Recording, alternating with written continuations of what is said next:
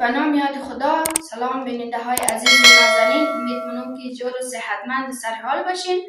نازنینای دل شما رو خوش آمدید میگیم در یکی از ویدیوهای دیگه از ما که امروز بازم یک غزل بلده شما تهیه کردم. خدا کنه که خوشم باید دوستای نازنین دیگه امیره بلده شما نازنینای دل خود تقدیم منم.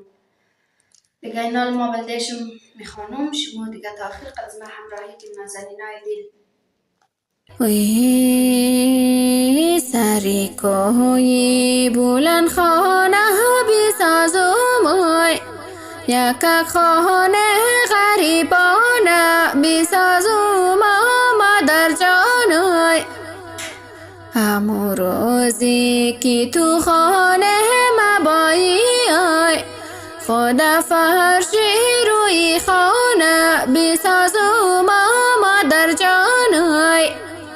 خدا فرش روی خانه بسازم مادر جان. سیاه موی تو را قچه کنم تا کابل جان برم خرچی کنم مادر جان.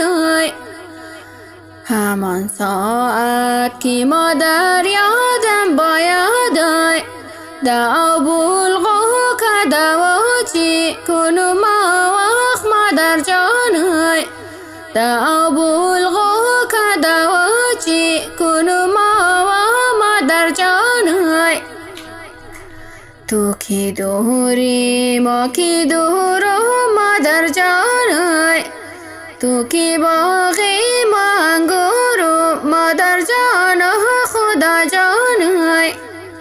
تو کی باغی با پای خوریش داره ما کی خوراکی زنبورم خدایا مادر جان. ما کی خوراکی زنبورم خدایا مادر جان.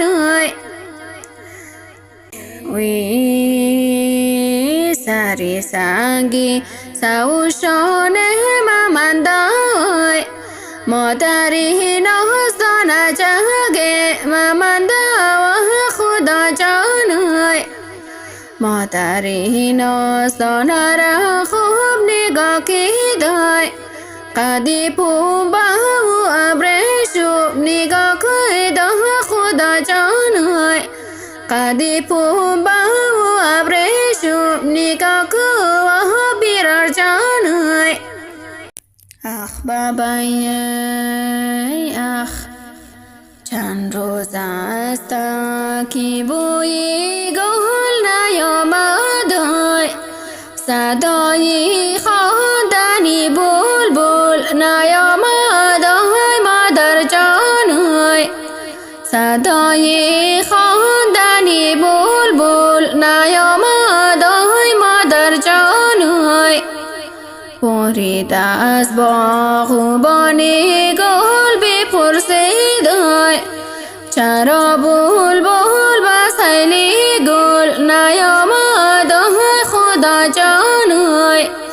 چرا بلبل به سیلی گل نیامد خدا جان.